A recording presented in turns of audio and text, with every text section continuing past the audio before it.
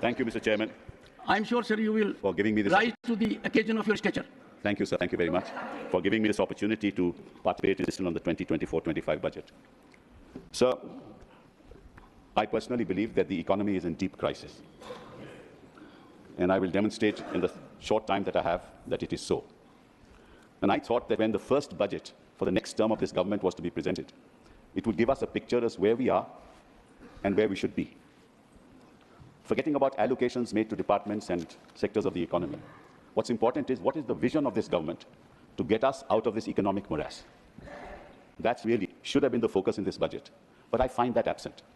Now, before I say anything, let me tell you why the economy is in crisis. We are a population of 140 crores, sir, and I have an ILO report. It's called the India Employment Paper 2024, which says that 83% of India's youth is unemployed. This is not my data. 83% of India's youth is unemployed. And in 2000, the employment was 35.2%. Unemployment was 35.2%. It increased in 2022 to 65.7%, and in 2024 to 83%. This is the state of unemployment in our country. Now, how will you deal with that? Now, unemployment is not something that happens suddenly. It happens over a period of time. And it happens why? Because the economy is stagnant. And unemployment is related ultimately to several factors. It is related to education.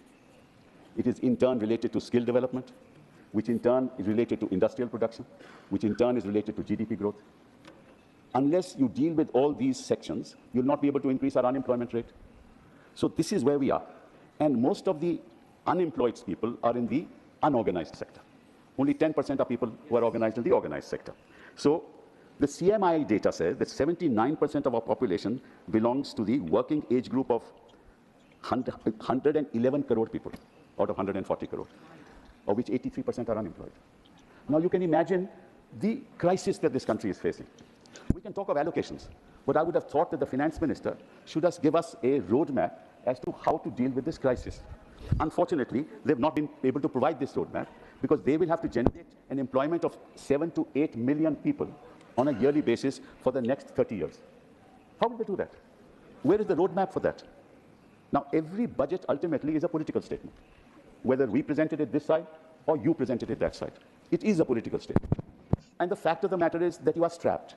The fact of the matter is that you know that unless you get two people on board, your government will not survive. So your allocations, therefore, have to be tailor-made to the demands of those two people. Nothing wrong with that. I mean, I'm not criticizing you for that because that's the only way you will survive. Nothing wrong with that. Now, sir, in the India skill report, which is prepared by India, it says 7 to 8 million job seekers every year and 12 million jobs needed every year. No roadmap. No roadmap for that. Now, so this is one aspect. I've given you the figures. Now I come to the second aspect. The second aspect is that the world is moving in one direction and we are moving in another direction. Why do I say so? So, as you know, the rest of the world, there is a declining population. Young people are few. The aged people far outnumber them. In order to ensure that their economy continues to grow, they have to go for artificial intelligence. Artificial intelligence means that you produce the same thing, not through manpower, but through machines. Now, that artificial intelligence is good for the European system or the United States of America or the developed world. But in India, if you have 83% of our people unemployed, you can't use artificial intelligence. Right? Now, if you can't use artificial intelligence, industry per se has to use it because it otherwise won't be able to compete with the rest of the world. So that section of the economy, which is the IT sector, which has to use artificial intelligence, will start losing jobs.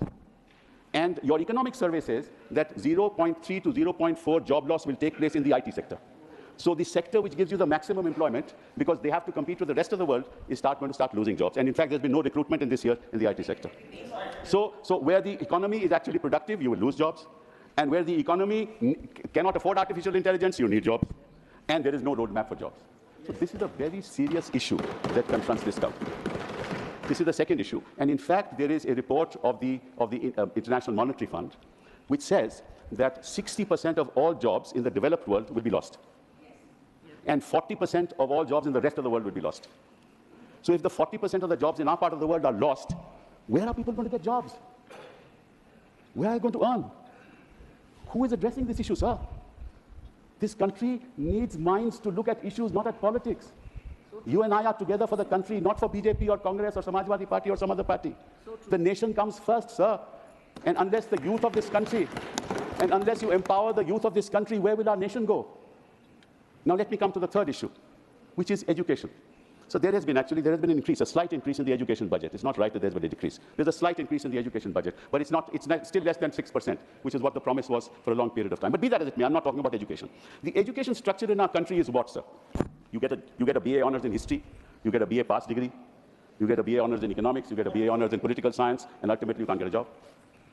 Where are those jobs? So your entire education structure has to be revitalized, reconfigured in order to marry it into skills. In order to marry it into skills, you need a revamp of the secondary level education system of our country. Because that's where your education system should talk about skills along with education. So that thereafter they get into the ITI system, that is the Institutes of Technology. And that in turn collaborates with industry. So industries, education, ITI to work together for absorption of young people into jobs in industry. That's the way you do it. Who's doing it, sir? Where is that roadmap in our country?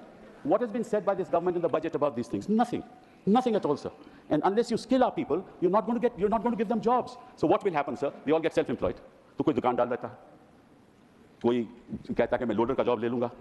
हाँ, आपके बॉम्बे में क्या हुआ आप जानते हो, मैं उसके बारे में बात नहीं करूंगा. 47 lakh application, 60,000 jobs for inspectors in Uttar Pradesh. 47 lakh application. वो जॉब क्या करेगा? कोई युवा करेगा क्या? युवा को अगर जॉब नहीं मिलेगा तो फिर क्या होगा, सर? वो इस किस्म की पॉलिटिक्स करता है जिसका ये वर्णन कर रहे थे. उनके पास और तो कुछ करने को है नहीं. सर 2 मिनट में बैठ जाऊंगा. 10 minutes. You look at the watch. 10 minutes. Okay, 1 more minute. You take time from others. Okay, 1 second. Okay, 1 second. Sir, let me Honorable members, 1 second. I'll sit down, sir. No. Mr. Kapil Sibal had to his account 5 minutes. I said he will have 10 minutes. So it is not that I'm not. No, you've been very kind, sir. And in the Business Advisory Committee, at the suggestion of the Leader of the House, I wanted to, sir. 1 second. We will add the time. At the suggestion of the Leader of the House, and everyone agreed, Mr. Derek O'Brien, Mr. Tiruchi Shiva, that to give a member 3 minutes, he can hardly contribute. That is why I'm increasing the hours. Since I met him in my chamber, and we had settled for 10 minutes, but go for 15 minutes, sir. Go ahead. So that's very kind. Another 5 minutes. But after 5 minutes, I'm sure you'll take the seat. So whenever you ask, I have no desire, Mullahs, to bore the House on issues, Mullahs. Now let me tell you another issue, Mullahs, which is very important. Why is it important? So as you know, that ultimately allocations are made not by government, but by Finance Commission. The 15th Finance Commission made the allocations as to which state is to get how much money. There's some element of politics in that, but let's leave that aside. The Finance Commission said that 41% of the revenues that are earned will go to the states. Right, sir? Now what actually happened? What actually happened is that the central government started to impose cess and surcharge. Now cess and surcharge is not allocated to the states. Yes. Right? So all that comes into the kitty of the central government. Now, the result is today, sir, that the states are getting only 32% of the total resources that the central government gets. 32%. It is supposed to get 41%. It is correct, but it's getting at the moment 32%. Now the problem is, sir, that also the expenditure is monitored by the Union of India. My request to the Finance Minister through you, sir, is the following. You cannot monitor education from Delhi. Yes. You cannot monitor healthcare from Delhi. Correct. It's not possible. India is such a vast country, and I have been Minister for HRD. I know how difficult it is to monitor. What is happening in Arunachal will not happen in Uttarakhand. What's happening in Uttarakhand will not happen in Maharashtra. You need a model for each state government as to how they want to take their children forward. For God's sake, give that money to the state government. Let them do what they like to do with education. Let them do what they like to do with health. That's the third point I want to make. And the last point I want to make is the following. Sir, no country has ever progressed unless it has invested in Africa. And in a country like Germany, other parts of the world, this is the kind of expenditure on R&D that is being done. India, it is $47.57 billion, right, over a population of 140 crores. In Israel, it is $16 billion. In Japan, it is $172 billion. In US, it's $606 billion. In Germany, it's $131 billion. In China, it is $514 billion. Why is that, sir? The reason is all wealth is not created by industry. It is created in the university system. Through what? Through ideas. These ideas are translated into prototypes. And then angel investors come, invest in those prototypes. They then are translated into goods and services. And those goods and services ultimately sell. Now, if you do not invest in R&D, either in agriculture, and that is the biggest bane of our country, that you are talking about 2 lakh crore for the agricultural community, but no real expenditure on R&D in agriculture. If you spend 100 crores in agriculture, your return will be 1,000 crores. Therefore, all wealth is created in the university system, both in the United States and in China. And here you are controlling universities. Please allow the education system to be free. Do not interfere in the education system of our country. Do not interfere. And once you give enough resources to the university system, they will produce wealth in themselves. And that's how employment will be generated. And there are several agricultural economists in this country who have been saying this. Invest in R&D in agriculture, including some of the people who have written newspaper articles recently. And what you have done in agriculture today, you have increased it by 5%, the budget by 5%. That's going to give you nothing, sir. So please free your mind from control. You want to control the politics of this country, you want to control the economy of this country. It can't happen from New Delhi. Give us freedom, give the states freedom, give our citizens freedom, give our women freedom, give our youth freedom. It's only then that India will rise and we will become a Viksit Bharat. Thank you very much.